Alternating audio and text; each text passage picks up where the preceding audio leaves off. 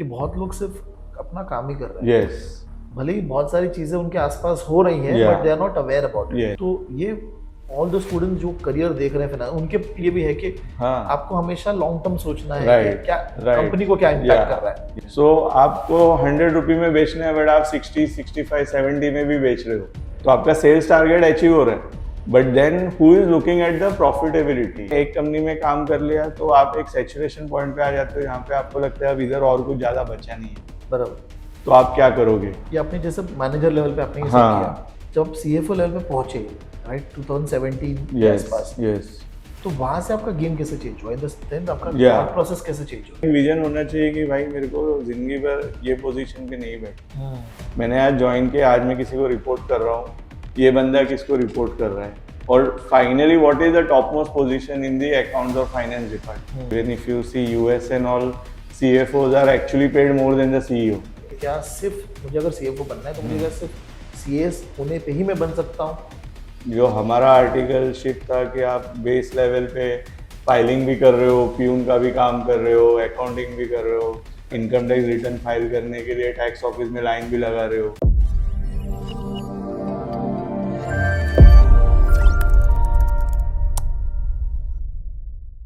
Hello guys, I hope everybody is doing good. Hi, this is Ganesh Naik. I help finance professionals and students to excel in their career and become a better version of themselves. And I also help students preparing for competitive exams like CFA, FRM, and SCR.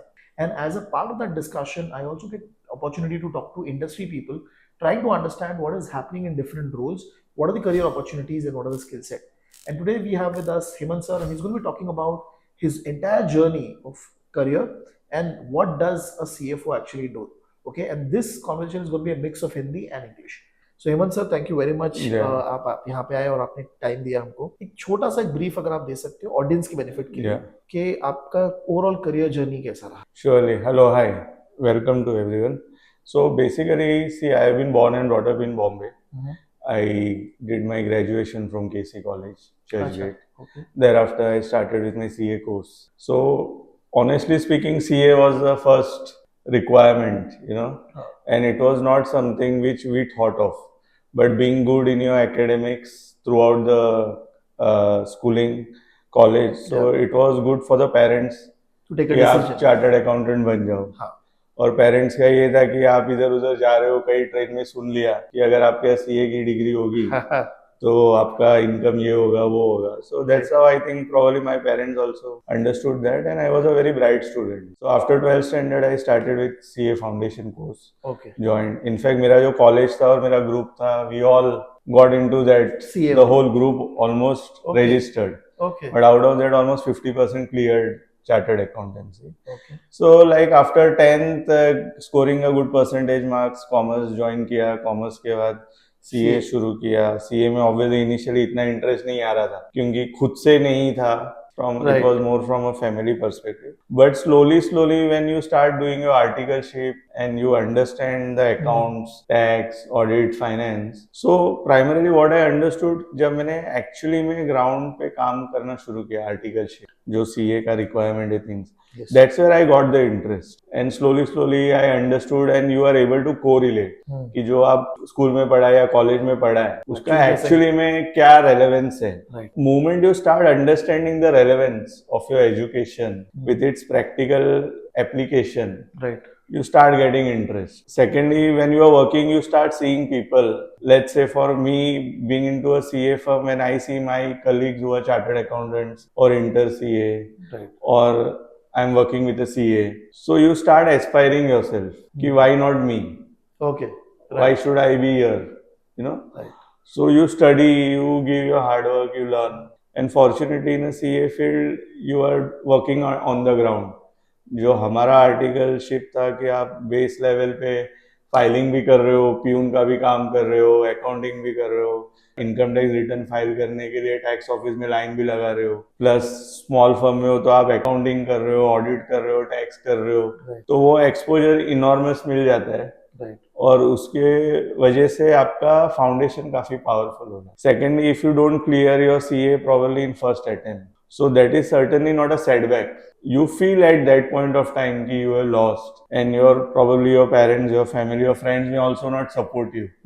You may look down or something, but if you have the belief, you know, Right. It is not necessary कि आप first attempt में ही पास हो. आप करते रहो करते रहो करते रहो, 1 अटेम्प्ट 2 अटेम्प्ट 5 अटेम्प्ट 10 अटेम्प्ट दे दो, पास हो गए, you are on a different journey. Yes. Otherwise अगर आप सिर्फ बीकॉम रहे तो आपको ऑलमोस्ट 60-70 ईयर्स तक का करियर में स्ट्रगल ही करना है.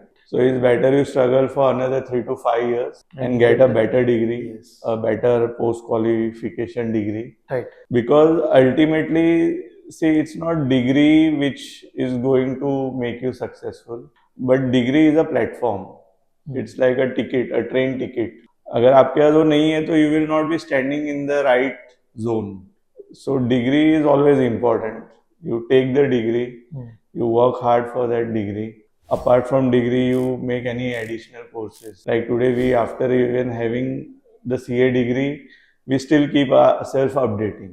क्या हो रहा है, अलग अलग seminars, try to take certification on all that thing because उतना time वगैरह नहीं मिलता. बराबर. But we keep ourselves posted and aware कि क्या नया चल रहा है. Right. What is a hot topic, क्या नया accounts में आया है, tax में आया है. Right. So you keep yourself acquainted with ICAI, CA students. In fact, we learn a lot from the students nowadays. हाँ, वो लोग ज़्यादा updated हैं. Yeah, so they are very much updated. Right. So after having your degree, it's also about what kind of network you are into, what people you are associated with. You need to have people above your level and also people down your level, so that you understand what is the horizon. So that's how I adapted myself, and after clearing CA, initially the jobs which I did were with the IT companies and all. Throughout my journey, I have been working primarily with the service industry, fintech In the space. in accounting space. Yeah, Okay. so my jobs have been throughout accounting. So I started my career, let's say, with a CA articleship. After 3 years of articleship, I took another 3-4 attempts to qualify my CA. So spent another 1 or 2 years with the same firm. So that time I became a senior. So fortunately, the way I was groomed by my CAs, I started mentoring or training the new articles. Okay. Taking new assignments for the company, expanding the business of the company. कि आप किसी एक client के पास काम करने जा रहे हो तो आपका माइंडसेट ये होना चाहिए कि आप सिर्फ उसको सर्विस नहीं दे रहे हो, आपको उससे रेवेन्यू भी जनरेट करना है. बराबर. So you provide a quality service. Right. You also educate the client कि what you are offering him and how it can be beneficial for him. Right. So that client doesn't see कि वो आपको जो पैसा दे रहा है वो cost है. He should feel that it's an investment which will give him back, payback over a period of time. That's how you have to sell yourself. So even after having degree and all that stuff, ultimately you have to create your own brand. You are a product. Your knowledge is the product. Yeah. Yes. And how you leverage that. Because if you don't sell yourself, you are going to be stuck at one zone, one particular place. Right. So sir, अभी जैसे आपने बताया ना कि आपने accounting से start किया. Yes. उसके बाद आपका transition कोई दूसरे field में हुआ? हाँ. So after my, let's say after articleship, where I was into a consulting model, doing for the client. बराबर. Okay. I got a good job. I started there. It was into logistics business. So I started working there. So यहाँ पे I initially started as an officer, accounts officer. In 6 months, I got promoted to assistant manager. 3 to 5 years already there in the industry, but I was doing accounting, auditing, tax and all. And now when I got into the industry and working for one particular company, I realized that accounting is not the job which can take you ahead. Otherwise, till that time, we were more like accountants. बस आप data entry कर रहे हो, आप record keeping कर रहे हो, books maintain कर रहे हो, मंथली बैलेंस शीट बना रहे हो, MIS बना रहे हो, TDS रिटर्न्स फाइल कर रहे हो, इनकम टैक्स का, GST, सर्विस टैक्स, ये तो हर कोई कर रहा है, आपके दूसरे बंदे भी कर रहे हैं. राइट. इट्स नॉट कि they have an expertise. But let's say in an organization, the way it functions, there are 3-4 people for different jobs. So they are also doing the same thing. But the problem starts when you keep doing the same thing for a long period of time and you are not able to grow or excel. Right. So that's where I started realizing that I was managing a team of 6 to 8 people. Accountants. Yeah. and we were creating reports and we were submitting. And then I had a senior sitting in Bangalore. I was reporting to him. So I am giving him, he is seeing all that thing, and they are okay with that. But then, fortunately for me, being a chartered accountant, I understood that probably the way we are presenting the MIS reports needs to be changed, because you are just seeing the data for as a formality. Value add क्या है आप? हाँ, but इससे आप क्या कर रहे हो? So first time I did some cost volume profit analysis in that firm. So अगर आप एक 100 रुपये का सेल कर रहे हो, आपका डायरेक्ट कॉस्ट 80 रुपीज है. Now when you are selling and there is a sales target to the sales people, they are not even aware कि आप कितना डिस्काउंट दे सकते हो. Okay.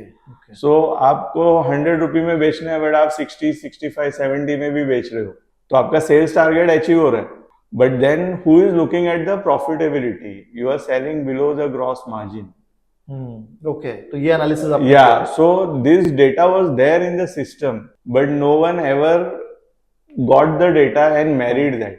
Okay. So when I started seeing different data sets, it struck me, and that was primarily because of my qualification. I had that insights, Right. and I did those things, and I presented to the management and the board of directors, and I got appreciation letter and promotion within 6 months, Wow. from accounts officer to assistant manager. Okay. And that is how my journey actually excelled, and that's where I realized that I just don't want to be an accountant.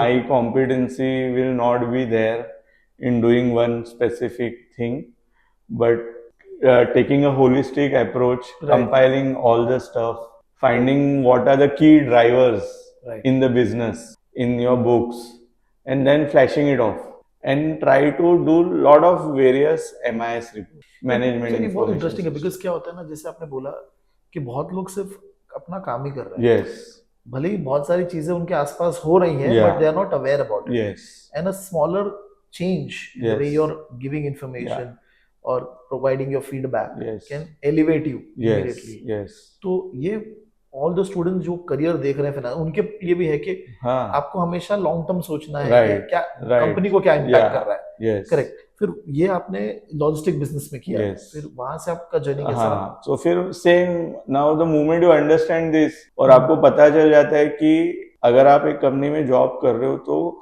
किस job का कितना value है और आपको कितना appreciation और reward मिलेगा. बराबर. So that's how then you start getting motivated and you understand your competency कि मेरा कॉम्पिटेंसी किस में है. और सिंस आपका फाउंडेशन स्ट्रांग है तो आपको अकाउंटिंग पता है. अब जो भी रिपोर्ट जनरेट होता है तो आपको पता चल जाता है कि ये रिपोर्ट सही है, गलत है, अच्छा. डेटा सही है, गलत है. Right. So everything starts with the data. So thereafter, when I joined another company, which was an IT, very big company at that point of time, so I realized कि it was a huge company. तो यहाँ पे सबसे important है आपका data.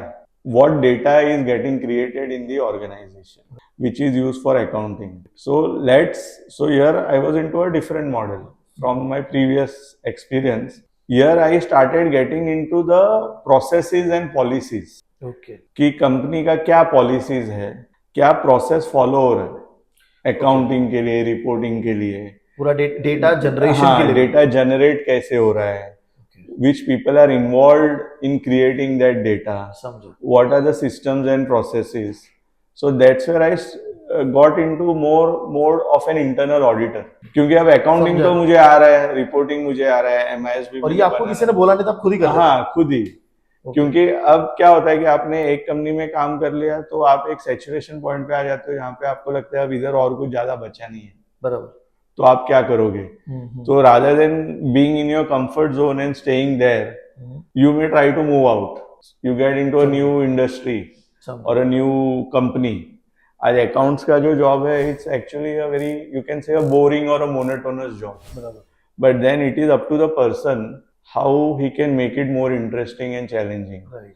And that can keep happening maybe over a period of 2-3 years. You have that mindset कि मैं एक कंपनी में जा रहा हूँ, मैंने बेसिक काम सीख लिया, बिजनेस समझ लिया, राइट. अब इसके आगे मैं और क्या वैल्यू ऐड कर सकता हूँ, नहीं कर सकता हूँ. अगर कंपनी ग्रो हो रहा है तो आपको उधर अपॉर्चुनिटीज मिलेगा, बट अगर एक स्टेबल कंपनी है जो कि शायद स्टार्टअप नहीं है तो वहां पे लिमिटेड ग्रोथ ही रहेगा. बराबर.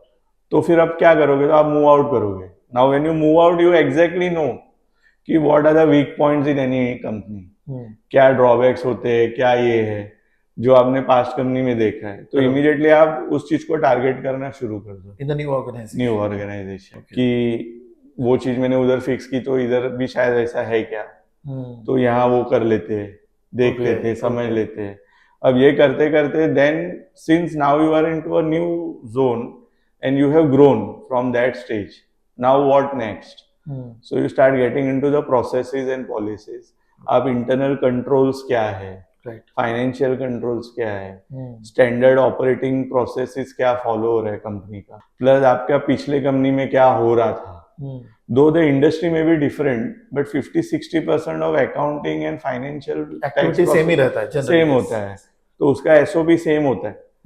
तो वो यहाँ है कि नहीं है. सेकेंडली, ये इंडस्ट्री में what are the best standards followed, that you need to be aware. मतलब आपको खुद से उतना इंटरेस्ट दिखाना पड़ेगा, नहीं तो आप अकाउंटेंट और बेसिक लेवल पे रह जाओगे. तो आपका काम बेस लेवल पे रहेगा, आप हाँ, बड़ा काम नहीं कर पाओगे. और आपका एक विजन होना चाहिए कि भाई मेरे को जिंदगी भर ये पोजीशन पे नहीं बैठना है. मैंने आज ज्वाइन किया, आज मैं किसी को रिपोर्ट कर रहा हूँ, ये बंदा किसको रिपोर्ट कर रहा है, और finally what is the top most position in the accounts और finance department, which ideally is the CFO. Right. CFO reports to the CEO, CEO reports to the board, and today CFO is the next CEO. That is the buzz across. Even if you see US and all, CFOs are actually paid more than the CEO. Yes. That is the power of a CFO. So अगर आप वो road map देख सकते हो और आप ये समझो कि अगर ideally you should see a org chart of the company. Right. If you are a smart accountant, आप वो देखो कि क्या स्ट्रक्चर है, क्या किसको रिपोर्ट कर रहा है, सीएफओ फंक्शन के अंदर कितना बड़ा फंक्शन है. There are so many areas, accounts, audit, tax, finance, internal audit, statutory audit, risk भी आता है, commercials, procurement, credit, vendor management, banking, fund raising. It's a whole book. It itself is more like a course, right? You know, full.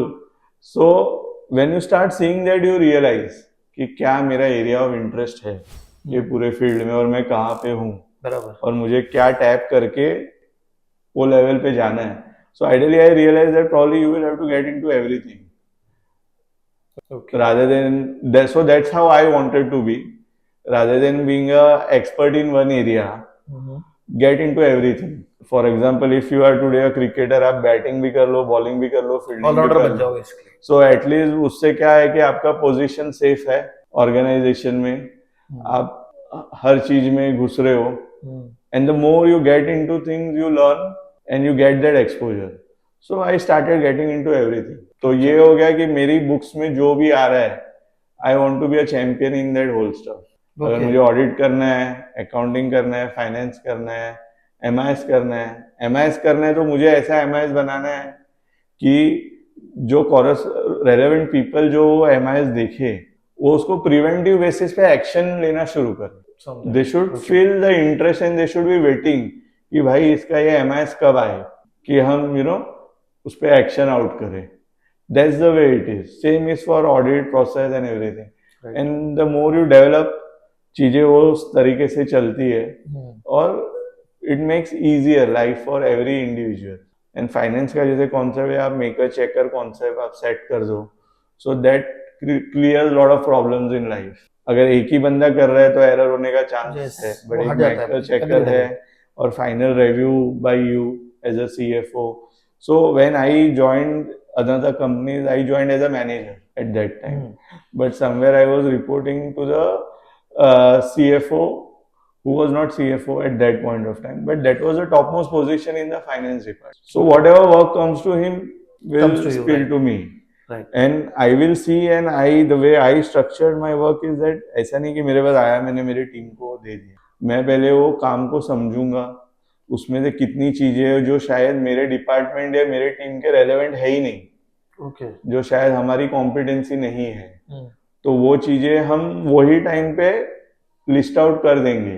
जैसे मुझे आज let's say fixed asset register बनाना है, तो fix asset register बनाने के लिए वो assets कहाँ लगा है वो आपके पास है नहीं वो तो मुझे नहीं पता है, मेरे पास तो इनवॉइस है, राइट, तो वो मेरा वेयरहाउस है, उसको मुझे पूछना पड़ेगा कि ये एसेट किसने खरीदा ऐसे हो कहाँ किधर, मूव किया, हाँ, तो उस तरह का मेरे पास डेटा होना चाहिए, तो मुझे सिस्टम में उस तरह का सॉफ्टवेयर या प्रोटोकॉल सेट करना पड़ेगा कि मुझे भी पता हो कि वो कहाँ है, अदरवाइज वो जो मुझे डेटा दे रहा है वो सही है कि नहीं वो कैसे पता चले। So you have to start thinking in that direction. एक जैसे आपने बोला ना कि जैसे सीएफओ या आपने जैसे मैनेजर लेवल पे आपने ये सब हाँ, किया, जब आप सीएफओ लेवल पे पहुंचे, राइट, 2017 के यस आसपास, यस तो वहां से आपका गेम कैसे चेंज हुआ, इन द सेंस आपका या थॉट प्रोसेस कैसे चेंज हो रहा Yeah, so as I said, when I joined this company as a manager, है? means अपना टारगेट ये था कि you want to be the number one guy in the finance department. Right, So you don't think that you are a manager. You start thinking like a CFO. Okay, कि वो क्या करता है, उसको क्या सवाल पूछे जाते हैं बराबर, शेयर होल्डर से या बोर्ड से, what are the KRAs and KPIs of your CFO, and he is not going to do many of the stuff because CFO role is a strategic role. He will plan and strategize things, and those needs to be executed by the managers and people down the line. बराबर, But if you understand कि आज आपका CFO आके आपको बोल रहा है कि यार मुझे वो रिपोर्ट चाहिए, तो क्यों चाहिए? How are the people going to use this report?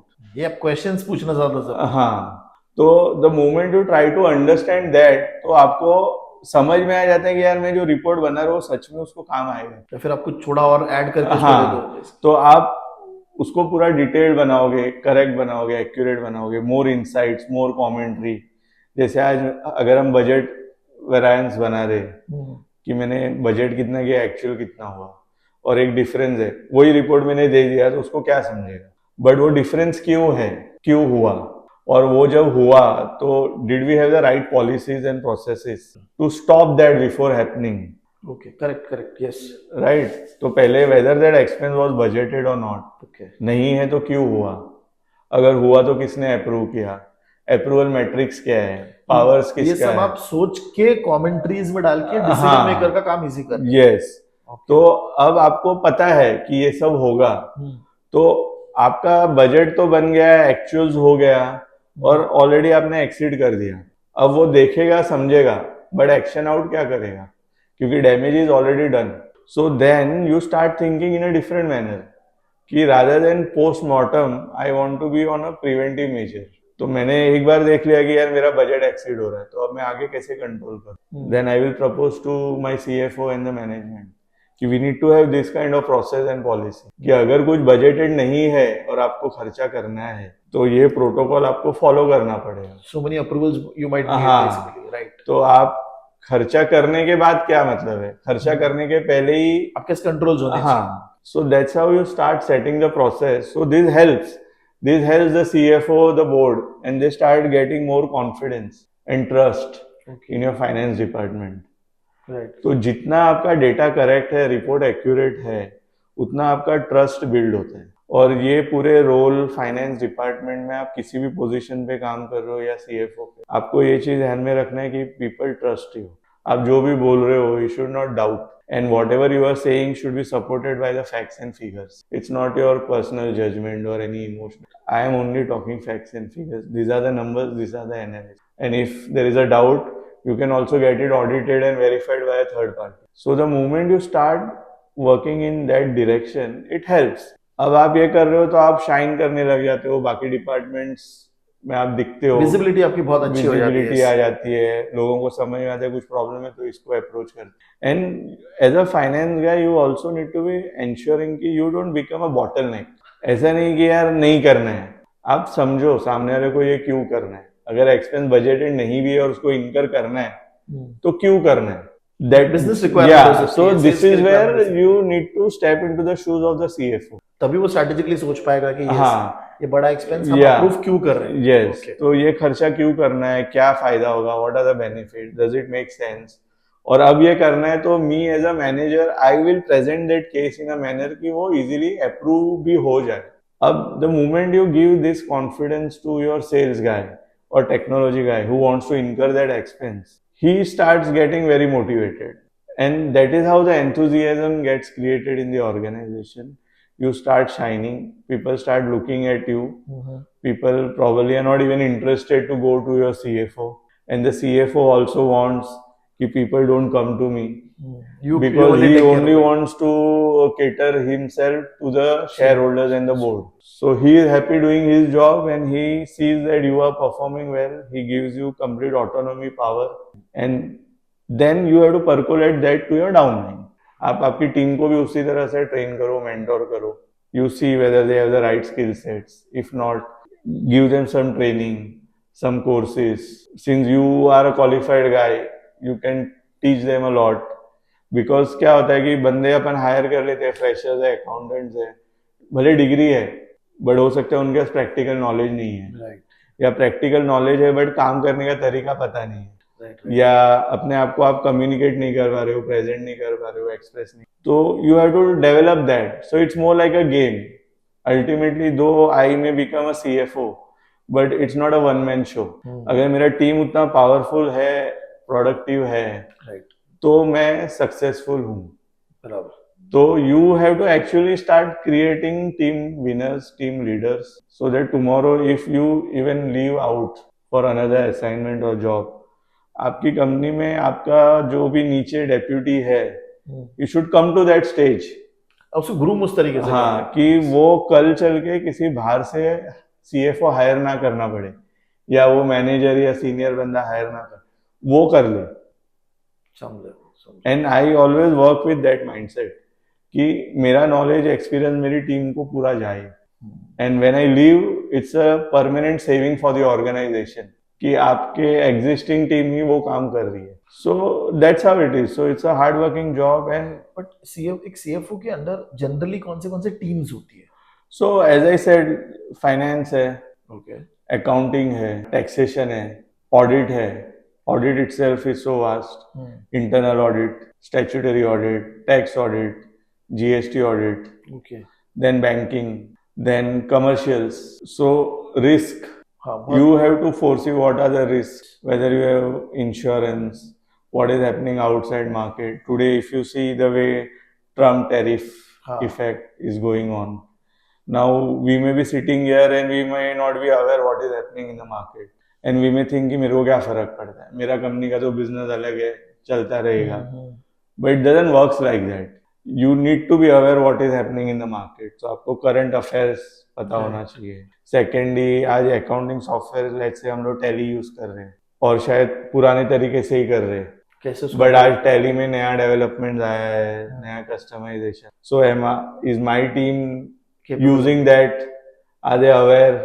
समझा. So at least I need to be aware so that I can tell them, I can approach them, और कितना इनका लाइफ इजी हो सके.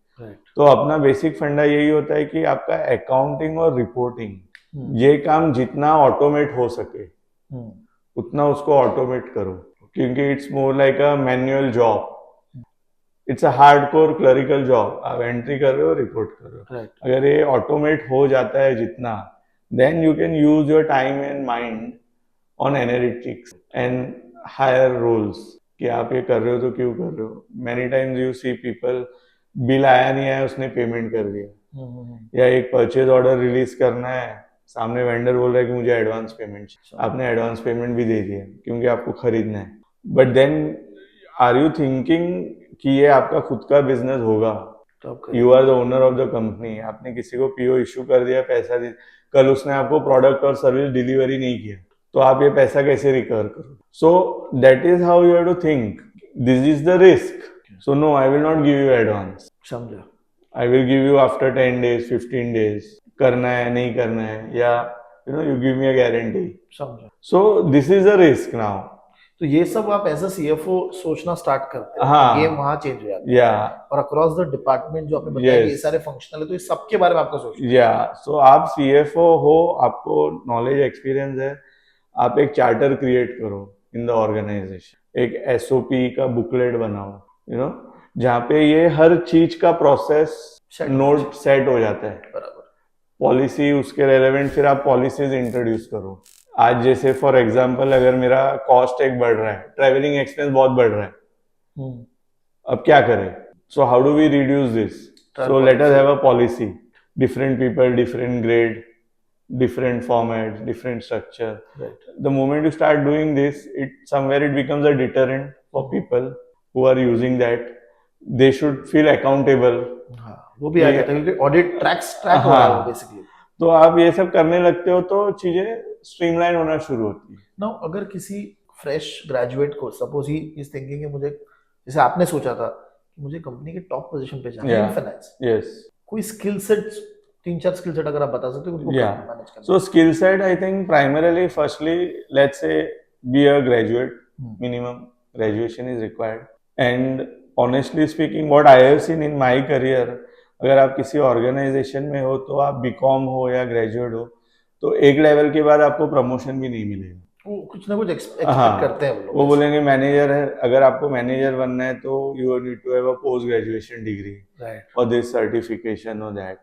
So would suggest that apart from graduation, try to have some PG degree, MBA कर लो या CA कर लो या CFA कर लो या कुछ ना कुछ करो right. other than graduation. Right. And ideally don't do it after graduation. Start thinking from 10th standard वो कि awareness मुझे क्या अभी आ फील्ड गई है, में हाँ। जाना है Yes. और आप जैसे 11th में आगे लोग क्या कर रहे हैं, फ्रेंड्स क्या कर रहे हैं, Right. That's how you start planning your thing.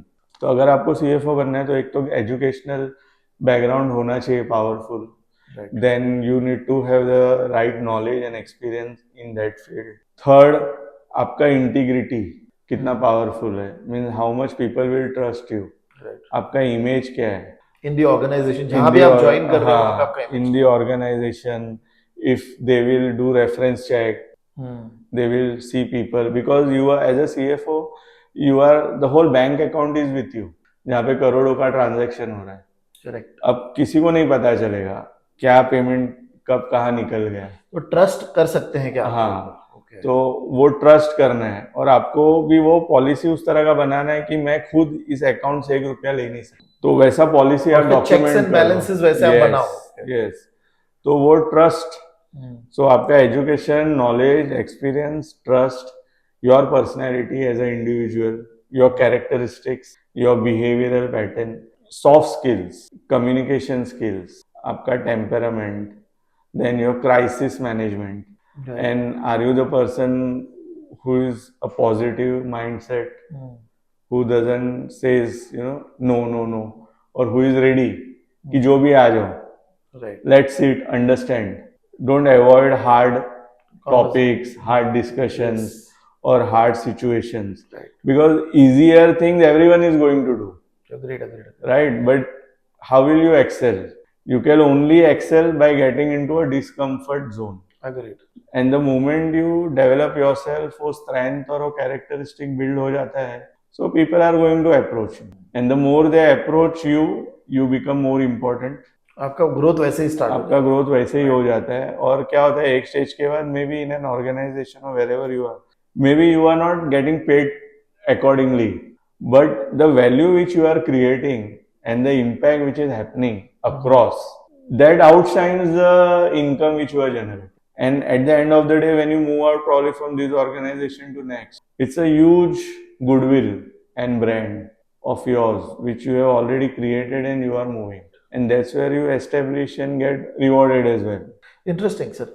अभी जैसे बहुत सारे जो बच्चे सोचते हैं कि, जो मुझे भी क्वेरी आती है तो पूछते हैं कि क्या सिर्फ मुझे अगर CFO बनना है तो मुझे क्या सिर्फ CS होने पे ही मैं बन सकता हूँ, या आपने देखा है कि बाकी फील्ड से भी लोग आगे कर No, रहे हैं? there are people, means I myself have seen engineers or science guys अच्छा, becoming CFOs. Okay. Yeah, means a graduate, science graduate, but then probably he has to do some course हाँ, मतलब उसको of knowledge तो commerce लेना or पड़ेगा finance. Definitely. Yeah, so he may probably do some kind of a short-term certification course, or he may, after even becoming a BSc graduate, he may go for a chartered accountancy. We have seen people after 12 science they have done CA अच्छा, or MBA. आप MBA कर लो, फिर भी आप CFO की जगह पे पहुंच CFO आप बन सकते हो, right? But the best combination which I have seen is BCom, chartered accountant, सकते, and then the CFO, because then you know the integrities of everything. वो तो सही है सर कि हाँ। अगर आपने CA किया है तो आपको एक होलिस्टिक व्यू है Yes. पूरे अकाउंट्स का, टैक्स Yeah. का, लॉ का, Right. क्योंकि इतना रिगरस पढ़ाई Yes. करके आप आते हो, Yes. तो automatically you become the best candidate to become the Yeah. Now, after best, the second best is this. You learn the subject. You learn the subject. You do it practically, and that is a basic educational thing. But thereafter, ultimately, what are your qualities and characteristics? That plays a bigger role. Sir यहाँ पे एक just connecting question कि जब CFO board को represent करता है जाके हाँ. कंपनी को, तो वहां पे क्या रिस्पॉन्सिबिलिटी होती है या क्या एक्टिविटीज होती है? Yeah. So ideally, let's say एक शेयर होल्डर का रिक्वायरमेंट क्या होता है? उसका बेसिक रिक्वायरमेंट ये है कि मेरा बिजनेस सेफली चलता रहे, ग्रो करता रहे. अगर मैंने इतना कैपिटल इन्वेस्टमेंट किया है तो मे बी एटलीस्ट मेरे को 20-25% IRR रिटर्न ऑन कैपिटल मिलता रहे. बराबर. There are all the statutory compliances are fulfilled. बराबर. There are no risk which the shareholders or directors foresee from any regulatory bodies or any statutory or government bodies. Right. वो protected रहे. फिर कल जब मेरा audits वगैरह हो तो audit clean रहे. Right. And then there are no frauds. These are the basic outcomes which they see. Right. Now when they give you this specific KPIs, then as a CFO, and it's not only about CFO, you can say, then it's all about all the CXOs, all the chief officers across the department. They have to come together, which forms a part of a management under the CEO. तो अब आप finance और accounts तो सब कर ही रहे हो, but then जो बंदे काम कर रहे हो वो कौन है? How are they going to get hired? So your HR comes into play. So is my HR good and strong enough to hire the right talent? Then do I have the right culture in the organization कि people will come and stay? Then is my office or the infrastructure good enough? Administrative अच्छा है कि people will enjoy sitting and working? Will they get all the basic necessities? तो यहाँ पे admin का role शुरू हो जाता है. Then अगर मुझे बिजनेस करना है तो if it's a service or a technology company, तो मेरा प्रोडक्ट क्या है, मेरा टेक्नोलॉजी क्या है, then customer service, sales, then operations, back office. So it's a huge गैमुट.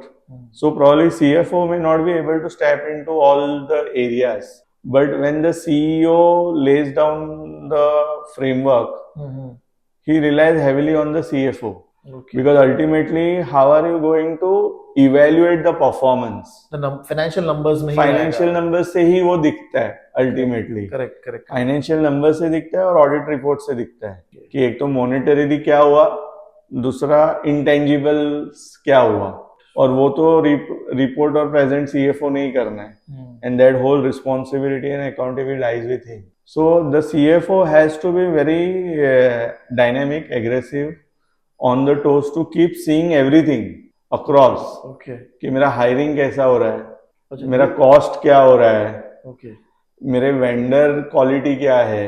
अगर मेरे को आज कुछ खरीदना है तो जो भी vendor के पास मैं जा रहा हूँ, तो let's say हमने एक policy बना दिया कि आप 3 vendor quotation लेके आओ. हाँ, उसके बाद और जो सबसे cheapest है वो हम खरीद लेंगे. But is it a right policy? So there is a question mark. कि maybe you are going to save on the costing, but will you be able to get the right services or the product which will ultimately hit your sales and the deliverables? Right. So then you create one more, in the policy you have one more check कि आप जो भी 3 vendor लाओगे, they should be one of the best vendors from a quality perspective. तो जब आप vendor identify कर रहे हो तो आप costing को साइड में रख दो. पहले सर्विस क्वालिटी और उसका परफॉर्मेंस के बेसिस पे आप वेंडर्स आइडेंटिफाई करो. देन सेकंड लेवल पे आप कॉस्टिंग देखो. अब आप कॉस्टिंग में कितना भी चीप लेके आओ, but at least you will get the best output. तो आप ये बोल रहे हो कि बेसिकली आप जब सीएफओ हो तो आपको सारा बिजनेस अंडरस्टैंड करना है कि yes. सब कुछ आपके नंबर को हिट करेगा. Yes, everything. It's not only about my cost savings. It's not only about P&L. It's not only about ये cash flow क्या हो रहा है, but हाँ overall business में क्या है? Overall business क्या जा रहा है, मेरा brand और value क्या create हो रहा है market में. क्योंकि अगर वो नहीं हो रहा है, let's say अगर मैं आज मेरे को cost बचाना है और मैं manpower hire कर, and I am hiring cheap people, cheap manpower, okay? but what value they will create if they don't have the right skill sets. Agreed. So I have to hire the best guys and I may have to pay him better. So it all depends about at what stage I am. समझा. So from a shareholder's perspective, if I say जो overall framework है, उससे सबसे पहले एक question आता है कि what is the cash in the company? Okay. मेरे पास कितना कैश पड़ा है बिजनेस में. Right. अगर मैं प्रॉफिटेबल हूँ तो अच्छी बात है, अगर मैं लॉस मेकिंग हूँ तो ये पैसा कितने महीने या तक चलेगा. और अगर ये नेगेटिव है, so how are you as a CFO going to mitigate this risk? That's where then you have to have a plan.